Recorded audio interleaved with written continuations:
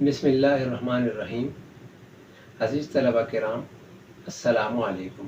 عبدالرؤف عزیزی اور فہد علی ایک نئی ویڈیو کے ساتھ حاضر ہے۔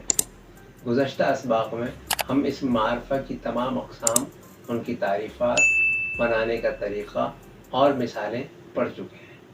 آئیے ہم اسم نکرہ کی اقسام دیکھتے ہیں۔ اسم نکرہ کی 3 اقسام ہیں: اسم ذات، اسم صفت، اسم استفہام۔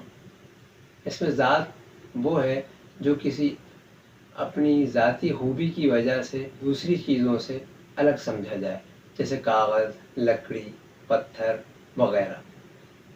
اسم ذات کی 5 اقسام ہیں: اسم مکبر، اسم مصغر، اسم ظرف، اسم اعلیٰ، اسم صوت۔ اسم مکبر وہ ہے جس میں کسی چیز کے بڑا ہونے کو بیان کیا جائے، جیسے پہاڑی سے پہاڑ، تھالی سے تھال وغیرہ۔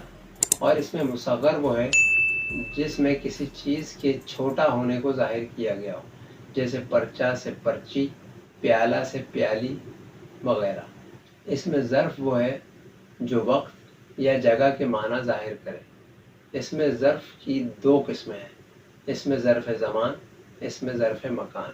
اس میں ظرف زمان وہ ہے جس میں وقت یا زمانے کو ظاہر کیا جائے، جیسے آج، شام، صبح، کل وغیرہ۔ اس میں ظرف مکان وہ ہے جس میں جگہ کو ظاہر کیا جائے، جیسے مسجد، اسکول، گھر، باغ وغیرہ۔ اس میں اعلیٰ وہ ہے جو کسی چیز کے ہتھیار یا اوزار ہونے کو ظاہر کرے، جیسے پنکھا، جھاڑو، چھری، بندوق وغیرہ۔ اس میں صوت وہ ہے جو کسی چیز کی آواز کو ظاہر کرے، جیسے کائیں کائیں، چوں چوں، ٹک ٹک، ٹن ٹن وغیرہ۔ تو یہ تھی اسم نکرہ کی اقسام۔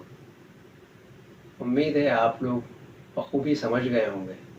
اب تک کے لیے اتنا ہی، ملتے ہیں اگلی ویڈیو میں۔ تب تک کے لیے دیجیے اجازت۔ اپنا خیال رکھیے، خوش رہیے۔ ویڈیو پسند آئے تو حوصلہ افزائی ضرور فرمائیے۔ السلام علیکم۔